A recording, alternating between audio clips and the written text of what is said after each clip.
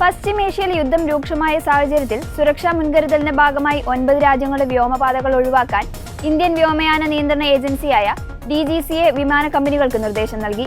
Civil വിമാനങ്ങളുടെ സുരക്ഷയ്ക്ക് കടുത്ത ഭീഷണിയുണ്ടെന്ന വിലയിരുത്തലിലാണ് ഈ ഇടപെടൽ. പുതിയ നിർദ്ദേശപ്രകാരം Iran, Israel, Lebanon, Iraq, Jordan, Kuwait, Bahrain, Qatar, United Arab Emirates എന്നീ രാജ്യങ്ങളുടെ വ്യോമപാതകളിലൂടെയുള്ള യാത്രകൾ ഒഴിവാക്കാനാണ് വിമാന കമ്പനികളോട് ആവശ്യപ്പെട്ടിരിക്കുന്നത്.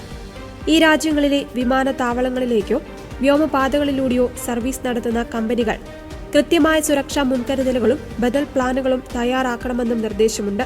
സൗദി അറേബ്യ, ഒമാൻ എന്നീ രാജ്യങ്ങളുടെ വ്യോമപാതയിലൂടെ വിമാനങ്ങൾക്ക് പറക്കാം.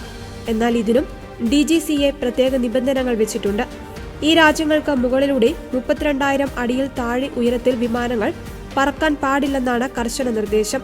സൈനിക നീക്കങ്ങൾ നടക്കുന്ന മേഖലകളിൽ സിവിൽ വിമാനങ്ങൾ തിരിച്ചറിയപ്പെടാതെ പോകാനോ ആക്രമിക്കപ്പെടാനോ ഉള്ള സാധ്യത കണക്കിലെടുത്താണ് ഈ നിർദ്ദേശം. DGCAയുടെ ഈ പുതിയ നിയന്ത്രണം ഇന്ത്യയിൽ നിന്നുള്ള അന്താരാഷ്ട്ര വിമാന സർവീസുകളെ സാരമായി ബാധിക്കും. ഗൾഫ് രാജ്യങ്ങളിലേക്കും യൂറോപ്പ്, വടക്കേ അമേരിക്ക എന്നിവിടങ്ങളിലേക്കുമുള്ള വിമാനങ്ങൾ സുരക്ഷിതമായ മറ്റു പാതകളിലൂടെ തിരിച്ചുവിടേണ്ടി വരും. ഇത് യാത്രാസമയം വർദ്ധിക്കുവാനും വിമാന ടിക്കറ്റ് നിരക്കുകൾ ഉയരുവാനും കാരണമായേക്കാം.